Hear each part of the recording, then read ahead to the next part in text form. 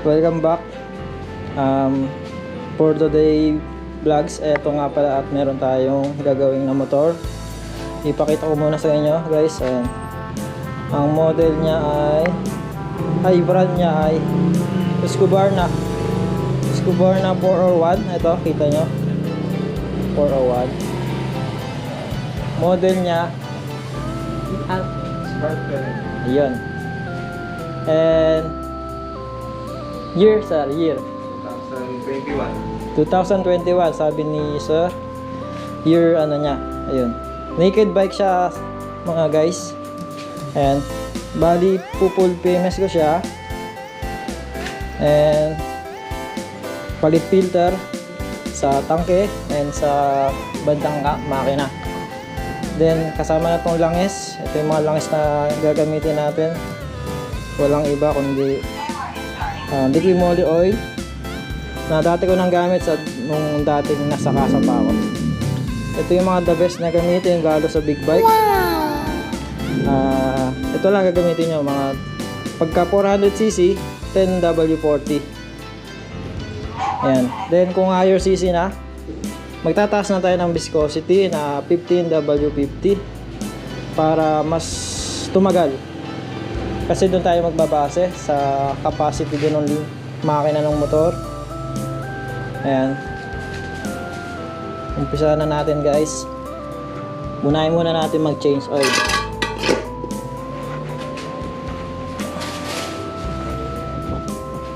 Ayan. Ito nga pala yung magpapalit din tayo ng battery. Yung nabili kong battery ay brand ay OD. Gel type na siya. Ang sukat ay YTX 788BS. Made in Thailand. Ayan.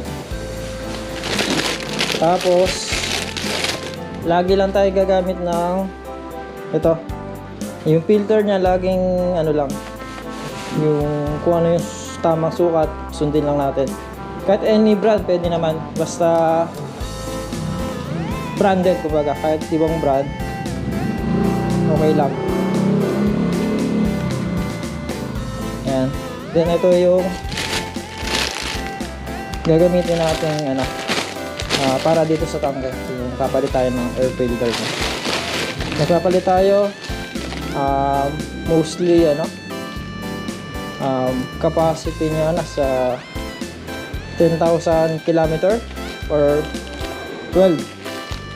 Depende kung nakaisang taon kayo, kung lagi nyong gamit ang motor, mas bibilis siyang mapalitan dahil magagamit niya kagad yung full maintenance niya. Ito, magtatanggal tayo ng langis. Itong gamit. Ito, ratchet. Sukat niya ay 17.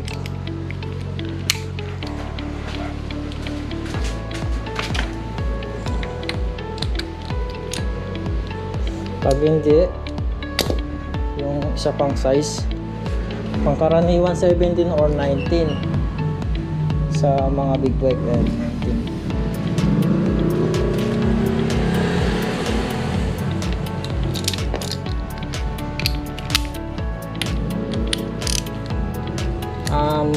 Dati ko na nga palang customer si sir simula nung nasa motorcycle dealer pa ako.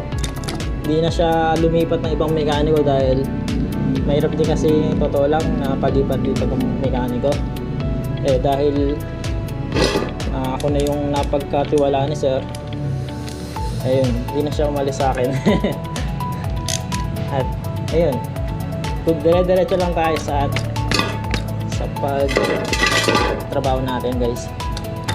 Medyo matigas dahil matagal ding hindi na-change oil, gano'n.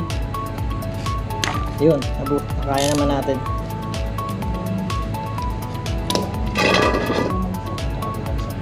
Sige, sorry. Ito na. Makita nyo guys, ito na yung tsura nung langis pagka na-drain na natin. Sir, mga ano to? mga Siguro. almost 6 months daw to na ginamit. Pero Hirang gabi. based naman do sa gamit ni sir, hindi siya laging nagagamit. Baga good pa rin to kung ano, baga safe pa rin yung ano niya. Hindi naman overuse, kumbaga. Pero makita mo dito, sunog na. Ibig sabihin niya, kahit hindi masyadong gamit, naluluma din yung langis, kumbaga. Gamitin o hindi, mas okay pa rin na daily kung doon tayo magbabase. Pero kung ano, pwede naman tayo magbase sa months kung hindi nyo laging nagagamit. Ayan. After nyan, pag tumulo ng gusto, pwede na natin tanggalin yung ano niya, yung isa pang filter ng langis. Pag tinanggal nyo yan,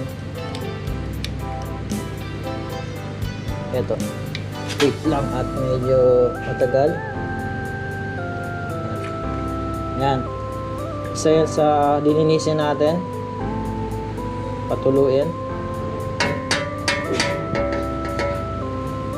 Then next niya, pag tumulo na lahat at wala nang patak-patak, pwede na natin simulan dun sa kabila para dun sa oil filter niya. Ayan.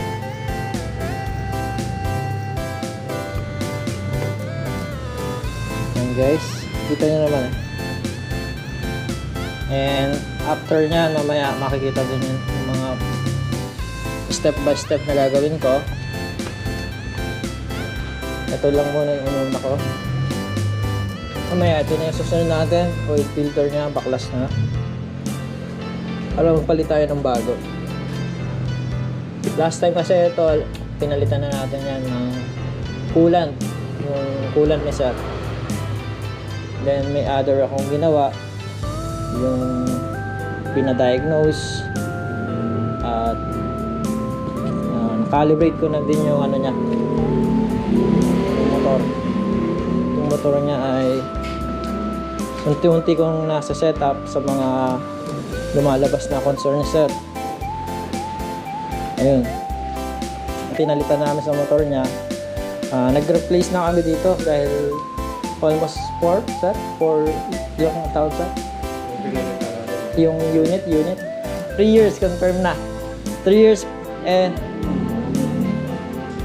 and kasama yung sa first owner, kumbaga. Tama. 3 years kasama sa ano, si sir kasi second owner na. Then siya na lang nagtuloy ng ano, maintenance. Kasi marami tayong abulin pag ano, lalo na pag second na lang yung binili yung motor. Mas okay na pa-check up nyo, pa-full PMS nyo para ma-check natin. At mas okay bumili kayo ng motor na inalam nyo yung history dun sa first owner para di rin kayo mahirapan at di rin kayo magsisa huli. O mamaya, yung nabili nyo yung motor may marami palang history na sira. Kaya sayang yung pagkakabili nyo ng motor at sayang din pera nyo at malaki ubusin nyo. Totoo lang. So dami ko nang nagawang motor na na-encounter ganun. Mga karaniwang sira lumalabas pagka luma na. Talagang mapapaaray ka sa ano. Mapapaaray ka guys.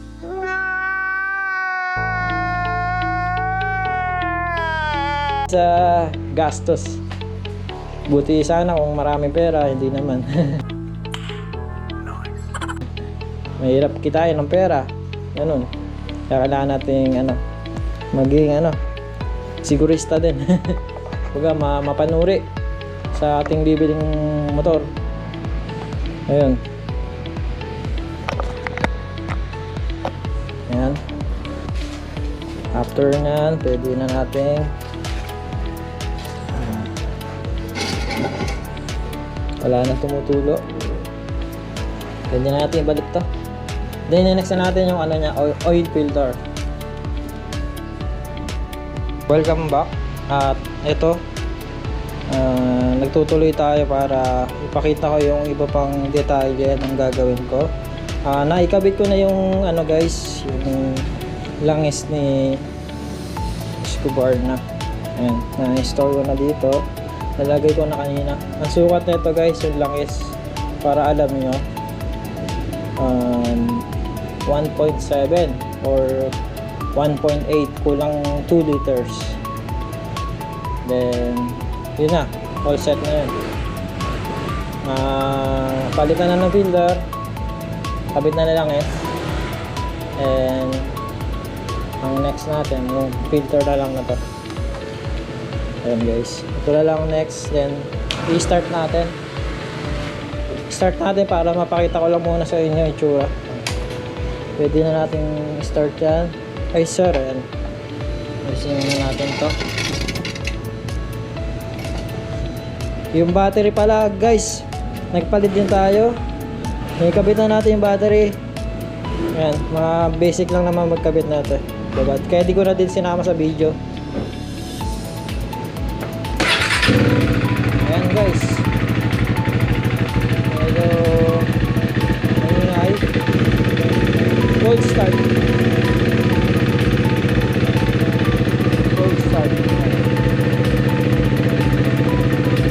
Yung ilaw niya, yung ilaw, high beam, low beam. Kusina. Ayan yung passing light, high beam, low beam. Ito yung high beam, low beam nung mini driving light, auxiliary,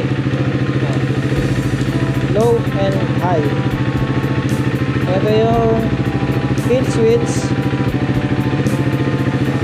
Yun lang, simple lang naman yung ano na ito.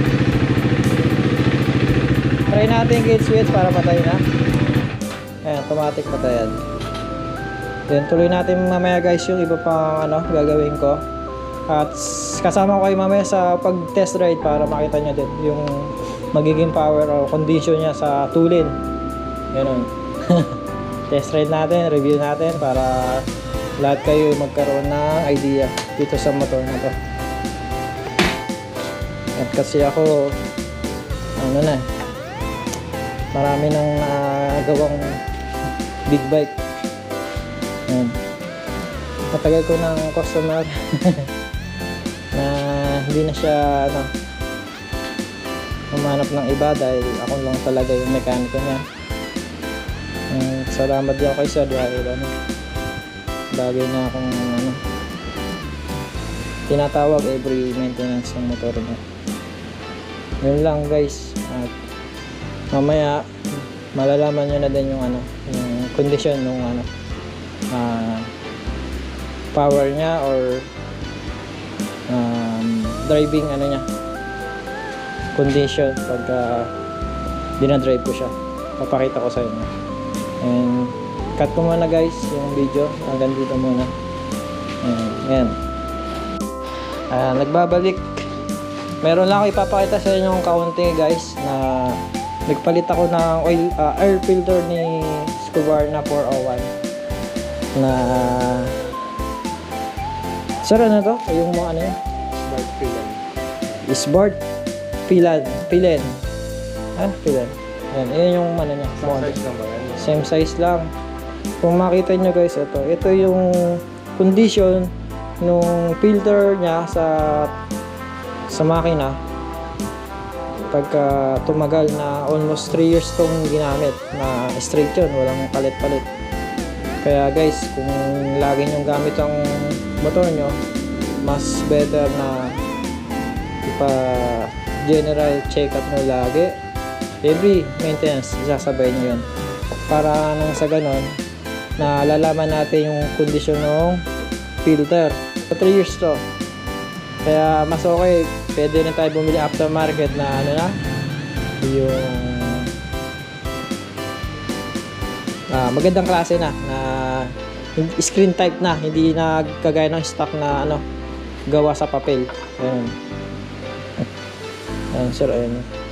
Ayun, kakabit na natin yung takip ito. Nakabit ko natin guys ito. Kung makita nyo, ayun. Ayun. Ayan, yung stall natin ay pag ganito. Tama, pag ganito. Ayan, ito yung takip niya. Then, tunilyo, kakabit ko na lang. Puro allen. Ayan, guys. Ayan, guys. And, mamaya, guys, putulin ko ulit para sa susunod na papakita ko naman yung condition niya pagka ginagamit na.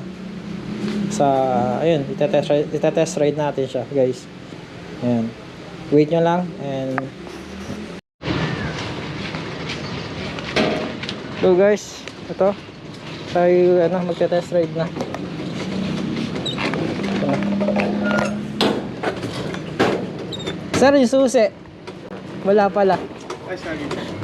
Sa gilid. Ayun, mali tayo guys. Ito yung susi hindi ko nakita. Ayan. Thank you sir. Test ride ko lang sir Ito na. Medyo maingay lang to guys Sana maganda yung pagkakaano natin.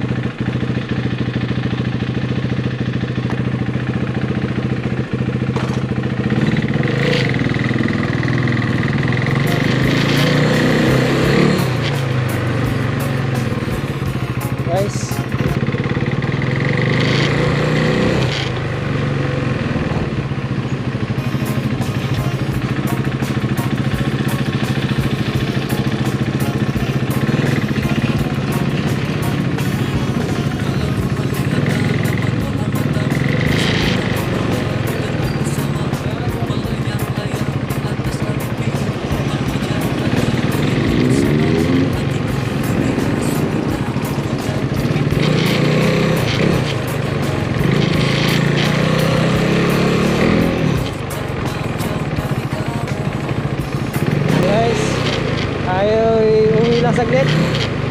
Testing natin yung motor ni sir kung gaano kaganda yung naging improvement yung ano niya.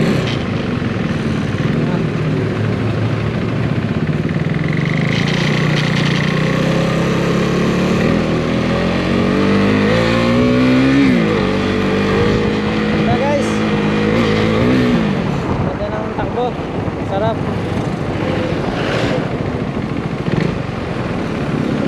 Sarap tong ipang long ride. Simple lang, simpleng motor lang. 400cc.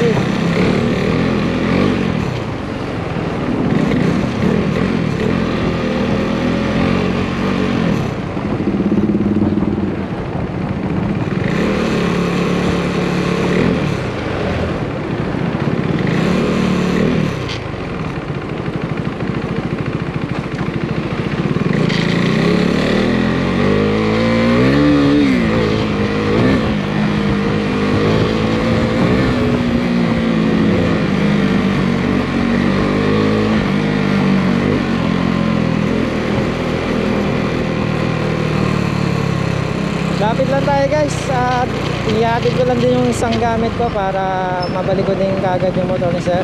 Dahil ito lang, inikot ko lang para makita nyo lang guys yung pagkakatapos ng gawa ko, kung ano yung condition pagka minamaneho. Simple lang to guys, ganda, dali lang i-drive. Dali lang i-drive to guys.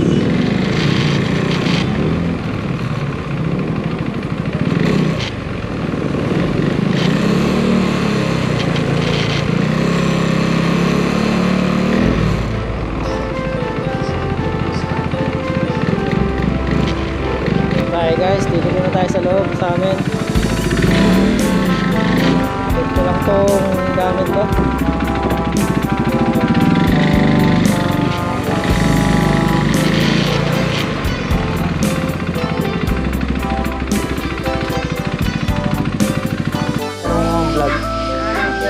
Nag-vlog ako nga. Ayan. Hindi re-record ka lang. Ayan guys, pabalik na tayo doon sa bahay ng boss ko. Soli na natin to, natapos na natin. Ayan. Okay na. to full maintenance na. So guys, babalik na tayo sa bahay ni boss.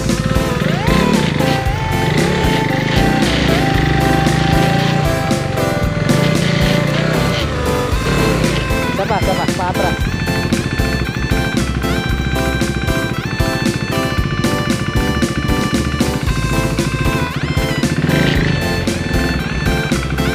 Kita yung batulog pa rin? Ah, sige. Hindi ko nasama eh, bablog ko yun eh.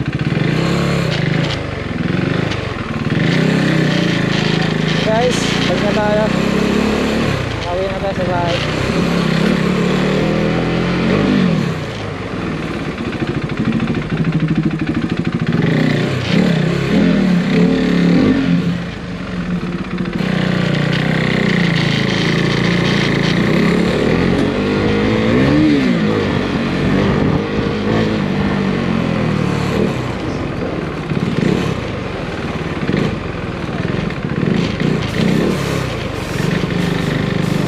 Lakas din ang motor ni sir.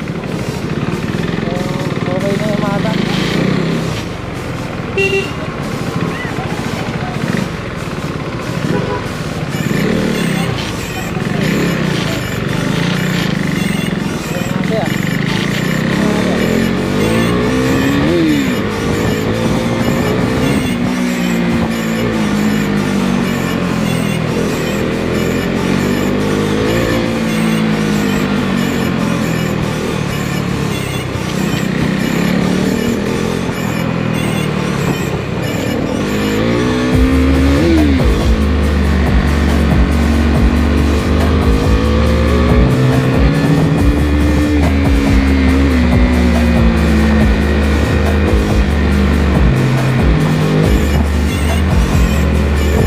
Guys, nakaando sa may silan Malawlon